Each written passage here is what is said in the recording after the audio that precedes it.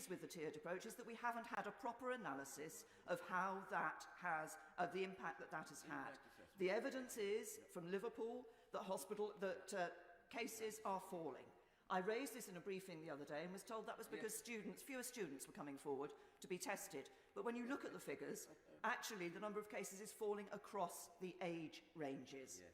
We need to have that proper assessment of how that tier system is working. But there are other examples of where figures have been used in a way that I think has been unhelpful to Parliament and to the public.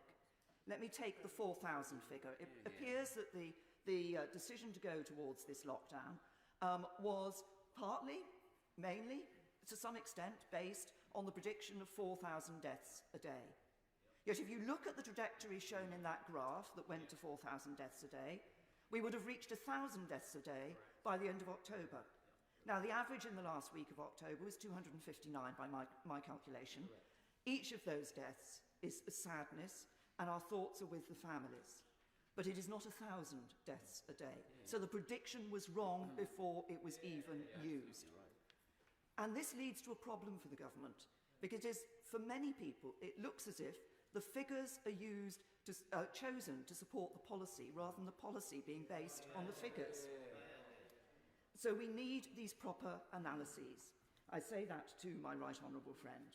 We need to know the details behind these models. We need to be able to assess the validity of those models.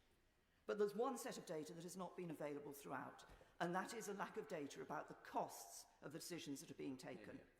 Costs for non-COVID treatment in NHS, non-COVID deaths, domestic abuse, mental health, possibly more suicides, and of course cost to the economy. Jobs lost, livelihoods shattered, businesses failing, whole sectors damaged. What sort of airline industry are we going to have coming out of this? What sort of hospitality sector? How many small independent shops will be left? The government must have made this analysis, they must have made this assessment, let us see it and make our own judgments.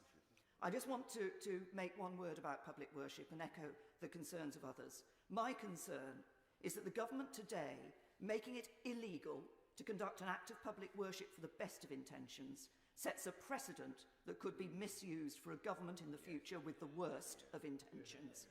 And it has unintended consequences. The COVID Secure Remembrance Service in Worcester Cathedral is now going to be turned into a pre-recorded online service. Surely those men and women who gave down their lives for our freedom deserve better than this. The public and Parliament want to support the government to take the right decisions. To do that, we need to have the right figures, the right data and the proper information.